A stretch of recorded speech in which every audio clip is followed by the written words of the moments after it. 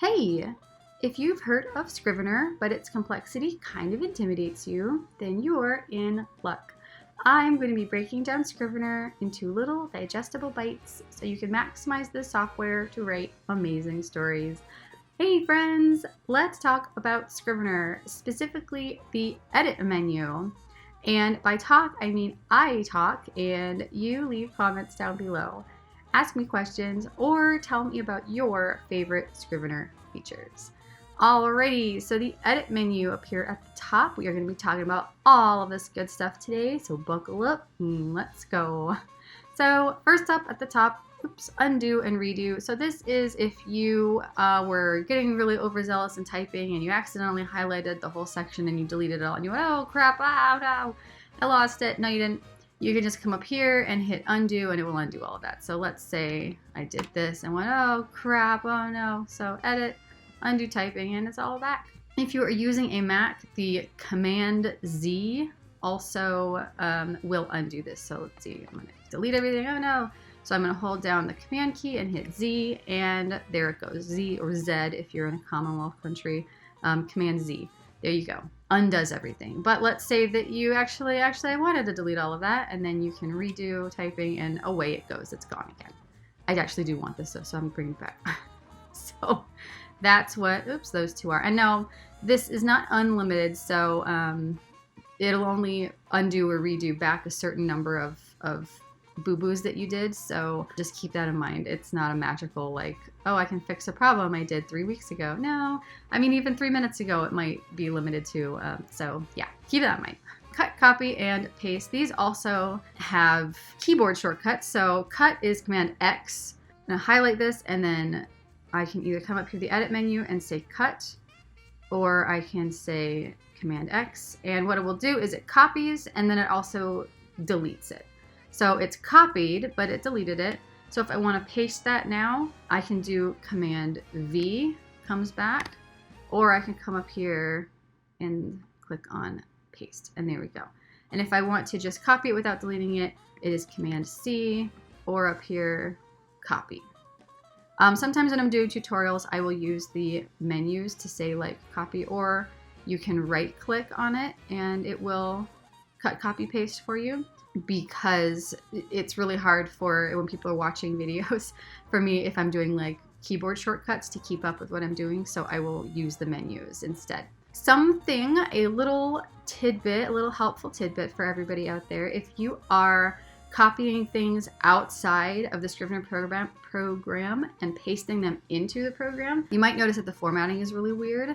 And that's just because when, like if you're copying something from like a website, let's say I found, oh, this research on a website and I think it's really cool and I'm gonna paste it into my research document.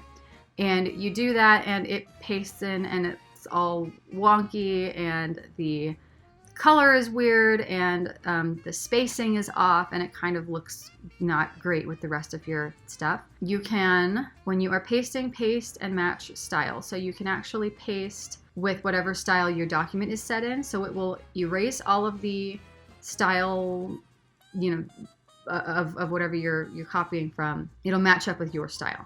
And the keyboard shortcut for this looks completely bonkers over here. It's like alien language, but it is Command Option Shift. So this is your command, this is your option, and then this is your Shift V. So instead of just doing Command V to paste, it's Command Option Shift V, paste, and it will get rid of all of the formatting, all of the styling of whatever you're pasting it from, and it will just match yours. And this also works, this is not just a Scrivener thing, this works in Microsoft Word as well, or any other program you're typing in if you don't want to bring in that other formatting. So I know that I just saved a lot of people's lives because like I didn't know this trick up until a few months ago, and I'm embarrassed about that because I'm like old and I should have known it somehow, I don't know. And so I told this trick actually a couple of weeks ago just to a group of people, and they were all like minds blown, like, what, you can just get rid of, like, you don't have to manually get rid of the formatting? I was like, no, I used to manually get rid of the formatting too, and I feel like such an old lady for having done that. So here you go, Happy New Year. This is how you can get pasting with no formatting. Delete, you have to like highlight something, delete, I don't know why you do that and not just hit the delete key on your keyboard, but whatever. What if your keyboard's not working? This is how you can delete things. Oops. Select all or Command A is how you just get everything in here. So Command A, or if you don't want to hit Command A for some reason, select all. And then you can also, oh, I skipped special copy. Silly me. All right. So this allows you to copy text, or you can also do binder items to make special lists of things. And then you can also take the markings out and convert the text to different formats and kind of that kind of thing. Let's copy, or let's select everything and then copy special. So I can copy this thing that I have highlighted without the comments and footnotes that are attached to it. So like you can see this right here, these things. So if I do copy special, those will not be copied. I can copy it as Markdown or OPML or as HTML if I want to go and stick this in a like website somewhere. These are more specific HTML. So using, this is for like paragraphs, and then this is for another, I don't remember. This is like a different type of break rather than a paragraph. So if you're using this for HTML and you want these involved, then pick these. Over here, if I click on like a scene and then copy special, now this top bit has become active. So I can copy this document as an external link, so I can link it elsewhere. I can copy it, or I can copy the text within those documents as a table of contents and as a structured link list. So let's see.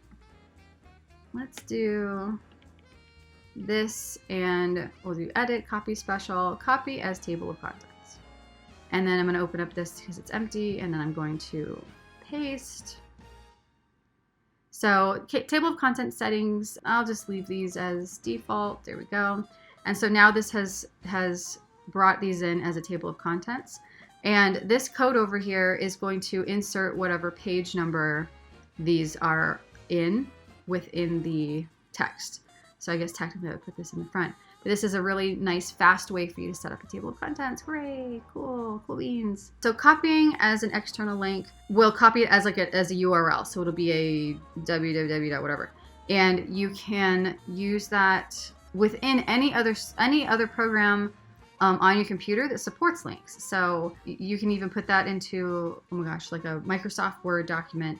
And then when you click on that link, it will open up, it will bring you back to your Scrivener, and you can go into that specific document or that specific folder in your project binder. They are references to where the project has been saved within your disk, like on your hard drive. So it's not going to work if you save a link into a Microsoft Word document and then you email that to a friend of yours. If they click the link, nothing is going to happen because they don't have access. Like, it's not just a magical link. It's not connected to anything, if that makes sense. So it's not like an internet link where anyone on any computer can access it. It is like an internal link within your specific computer. So yeah, they will just get an error that says like can't find this location. Cool within your own like internal use, but if you are giving this document to someone else, just keep in mind that the link's not gonna work. Copy text of documents, like I said, you're just gonna copy the text within whatever document you've selected to. We already talked about the table of contents, which is kind of cool that you can just create a table of contents like bada bing, bada boom like that. And then a structured link list is like a list of links that will take us back to those selected documents. And it will be in a nice little list. So let's go like this and copy as a structured link list. Okay, we are copied. We'll go into another blank document and paste. Hey, there we go. And oops, I don't know if you saw that.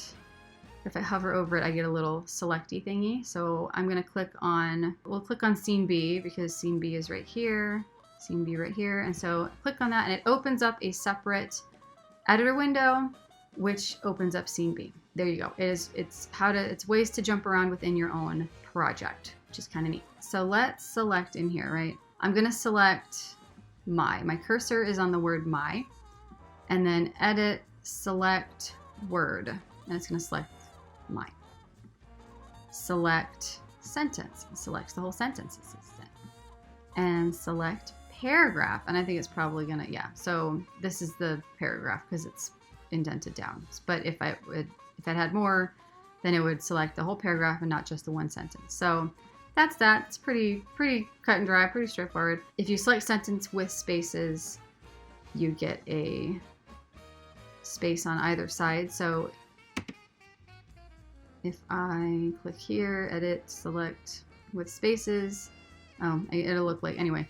So if this was in a bigger paragraph and I selected a sentence with spaces, it would also highlight the spaces on either side of the sentence and not just the words of the sentence itself. Selecting style range, the current selection, whatever that is, whatever I'm selected on, it will expand to include the style range around it. It'll first look for like, oh, the style that's the same within the sentence, and then if everything's the same in that sentence, it'll expand out into the paragraph, etc.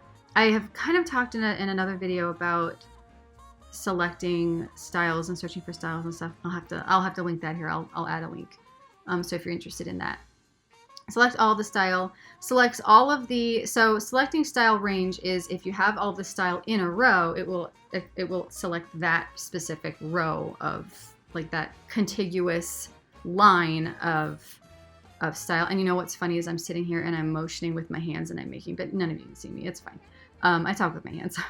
But selecting all style means that whatever document we're in, it selects all of that style within the document, even if it's not all the same. If your cursor is somewhere that there's no style, then it will just highlight everything that looks similar to what you have selected. Select next in same style is kind of the same as the ones before, but it'll just highlight the next thing that it finds that's using the same style. Select similar formatting is kind of in the same vein as these styles. It'll check for the type of formatting located, so wherever your cursor is. If I have my cursor right here, it will only look at the formatting beneath the cursor. So if you want everything, then you have to select up here, and then it will go everything down. But if I selected like here, it would only include this last word changes, if that makes sense. And then select annotation. I don't have any annotations in here, so this is blocked out. If I had annotations in here and I was selected up at the top and I click select annotation, then it will select whatever annotations I have in here. And I believe this also includes footnotes, but I'm not 100% sure, I think. Selecting subgroups only works in here and then like in the binder. Well, here, let's see. Select subgroups. So it has selected the subgroups of anything instead of the main groups. But the subgroups are a descendant container. So this is a descendant, right? These are the undescendants. They're the top ones. This one, the folder within these documents are contained inside is the main one, and then anything within it is considered descendant. But a subgroup is a descendant container that contains subdocuments of its own. So that's why this, even though it's on the same level as these ones that are selected, this one right here is not selected because it doesn't contain any subdocuments within it, but these ones do. These have their different subdocuments. Select current text is you're required to be in the text editor. So I'm back in here. Let's say I'm clicked on second right there. So edit, select current text. So it's going to select whatever this is. And it will select only the section that I am editing within a scrivening session. So, okay, I'm in a scrivening session. Let's say that I'm all the way, I've got everything selected, and I'm going to click here, edit, select current text, and it only selects within this document and not within this next document. So that's what that is. Select included subdocuments. So in here, select with subdocuments versus included subdocuments. So select with subdocuments will include every subdocument that is included under like if I had scene A, hold on, let's do this. So I'm going to drag this up here. Nope, not, stop it. Okay, drag this up here, right? So now scene A has two subdocuments. So if I click and include all of them, subscene, and then I have one subscene. Over here, Scene A is included in the compile. Subscene is included in the compile. And I'm going to change it so that one sub is not included in the compile. So then we'll come back up here, hit edit, select, and select with subdocuments selects all of them. However, if I do select included, it only selects the top one, not the one that they don't have including compile clicked on. So that is the difference. If I've got a bunch of stuff selected and I don't want it anymore, I can just come in here and hit deselect all, or you can just click off of it. That's a possibility too. So completions are things that I think are annoying, but you can hit complete document title. So this is the auto completion option, right? It will say, do you mean this? Do you mean this? Do you mean this? And it will add all that stuff in, and that's not what I meant.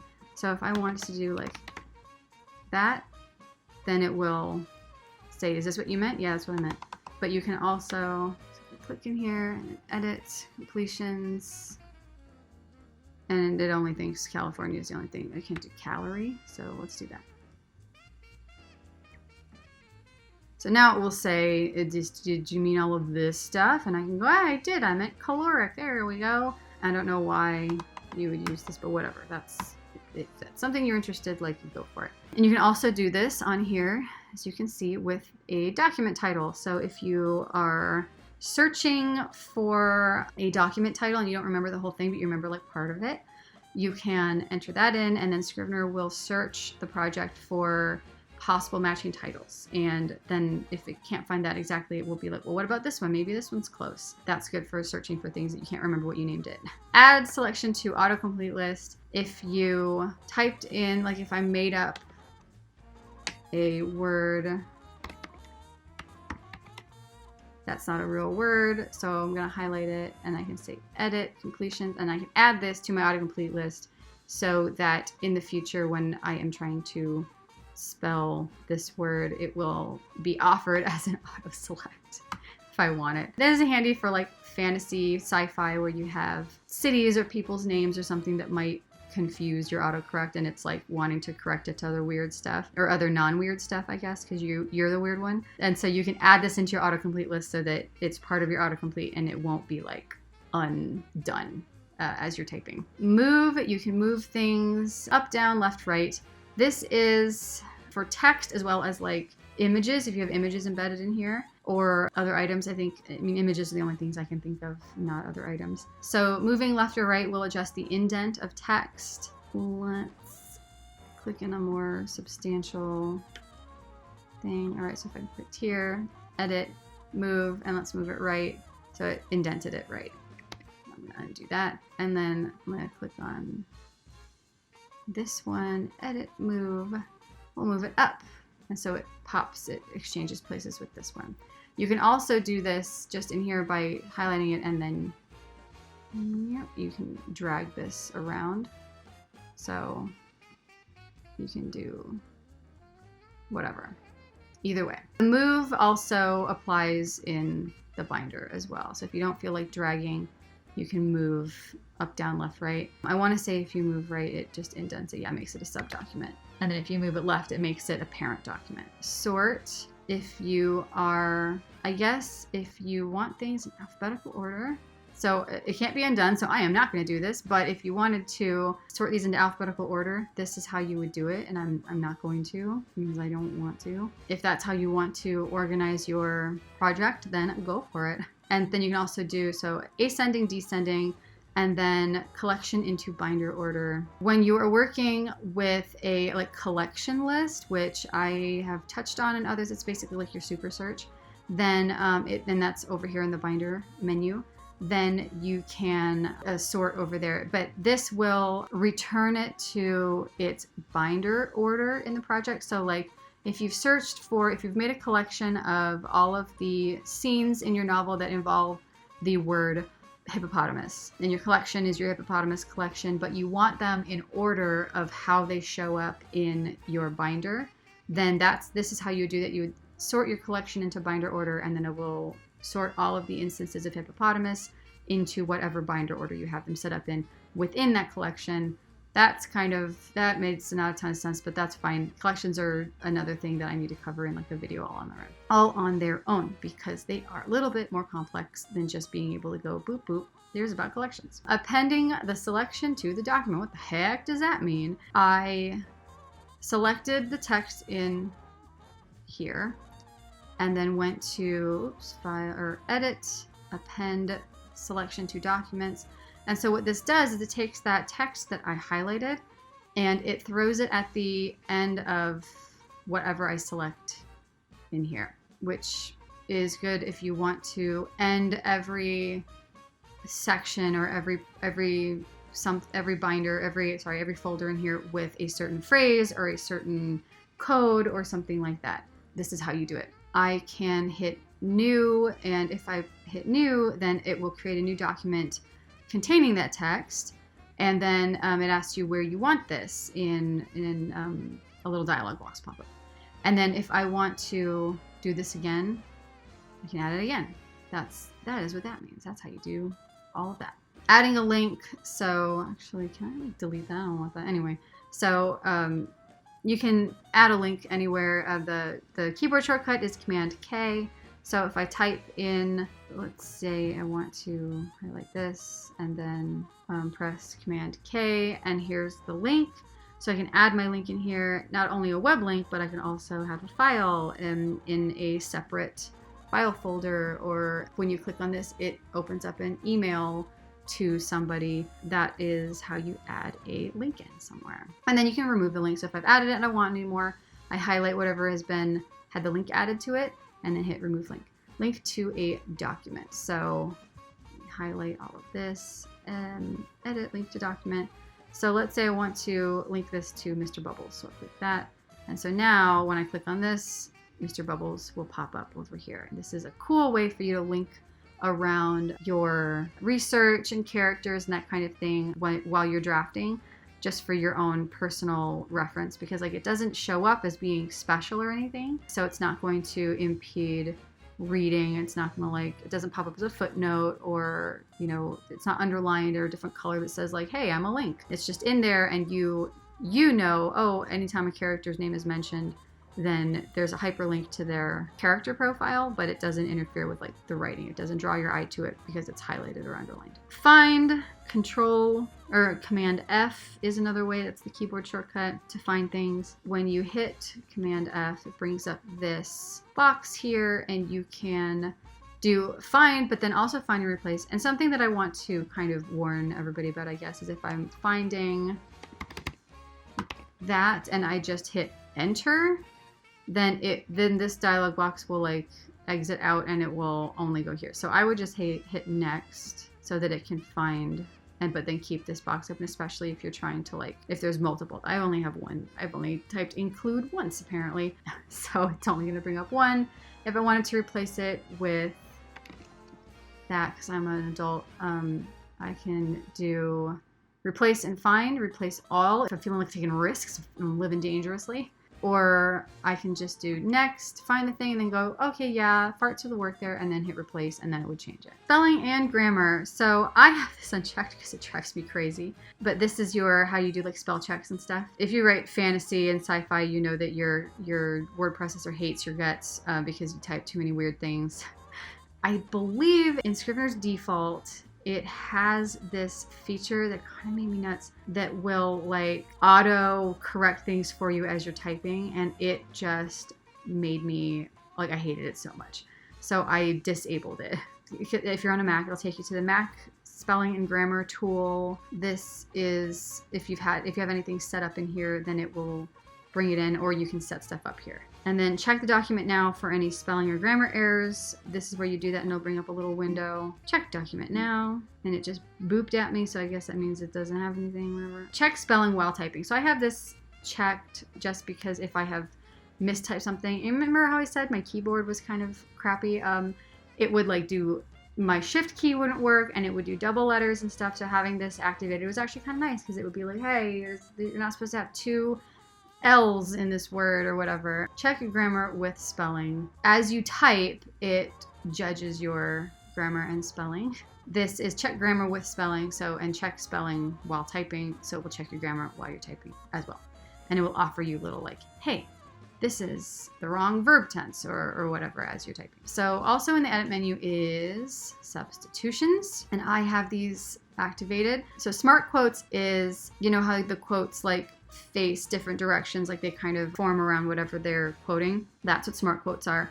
If you don't want these, unclick that and it will just be like, gosh, what is it? It's like straight up and down instead of like the curvy ones. So smart ellipses are, if I do 1, 2, 3, you kind of saw that little change, right?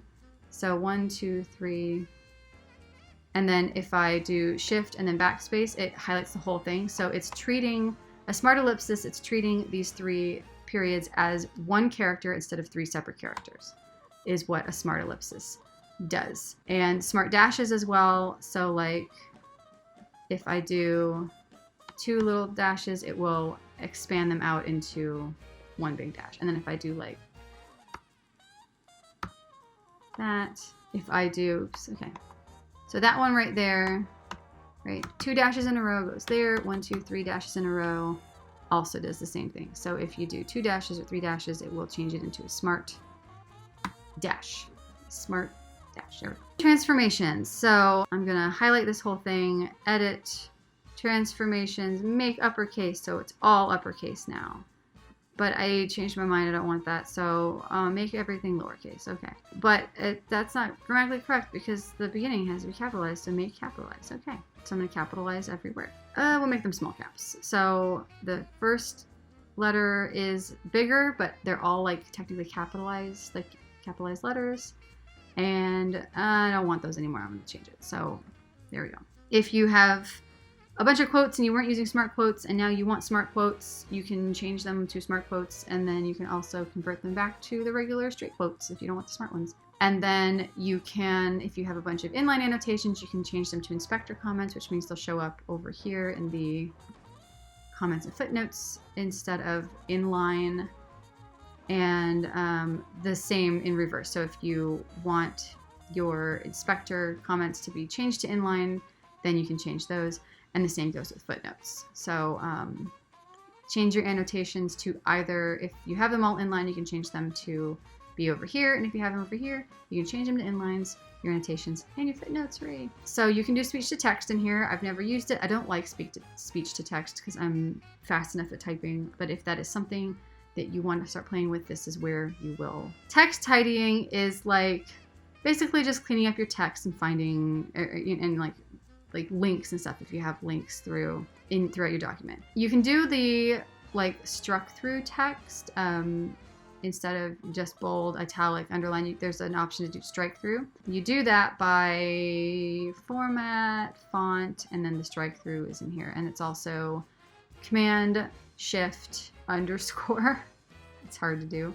Command Shift underscore is how you strike things through. The way that text tidying works here, so delete struck through text. If you've been going through and you've been striking things through, this is how you can delete all of that text so that it just vanishes and it's gone now, so you don't have any more struck through text. It's a choice of editing if that's how you want to do it. Updating document links to use target titles is that when you are using links within your project, then any of the links that are within the text that you have selected, you can update them to match the names of the documents that they point to. Renumber paragraphs, if you've got your smart numbering done on here, this is how you would renumber it if the numbering was messed up somehow. Replacing multiple spaces with single spaces. So if you are editing something for somebody who's old and they still are doing like double spaces behind every single sentence, all you got to do is select everything and then replace multiple spaces with single spaces, and boom, you can get rid of all of that like immediately. Hey, hallelujah. Remove empty lines between paragraphs, self-explanatory. Remove page breaks. So any page break characters that are found in your text will be deleted. And I do this in Microsoft Word. This is actually a good thing to do, like a good favor to do for your editor, is to use page breaks instead of just hitting like return or enter all the way down the page. You do, I think it's on a Mac, it's command return, and instead of a bunch of returns down the page, it will just page break you to the top of the next page, which is nice for editors when they're editing your things. But if you don't want those, this is how you remove them. Strip leading tag. A leading tab is at the beginning of every paragraph, has a tab in it, and if you don't want that, this is how you take those out. And then gremlins are ASCII characters, Unicode, like random stuff like that. So if you are trying to compile and your compile is weird and you've tried everything else and you can't figure it out, come in here, edit, and then zap the gremlins. So select your whole, whatever you're trying to compile, zap the gremlins, because these are little invisible characters. You can't see them and only your program can, and it is using them to mess up your compile. So zap the gremlins and then maybe your compile will work better. Writing tools, you can look stuff up in a dictionary, thesaurus, but you can also search things in Google, Wikipedia, whatever Spotlight is, I don't know. And linguistic focus is like, we want to focus on verbs. So in this selection, the verb is include, and so the non-verb has been kind of like grayed out. And so this is a good way for everybody who's like super all obsessed with like, oh, I don't want adjectives or adverbs or whatever. If you select a whole thing and you click on however many adverbs you have, then you can find your adverbs. But like, adverbs are your friends, so like, don't be scared of adverbs. Anyway, and name generator is just kind of fun. So if you want to generate a name, let's do a lady and generate names. So if you just have like some rando character you want to name, Lisa Lee, let's call her Lisa Lee. You can come down here and you can select all kinds of different, like I want only Polish names. You can come in here and select that. So that's kind of fun. And start dictation, again, kind of like speech, you can do that, and I don't do it because I don't.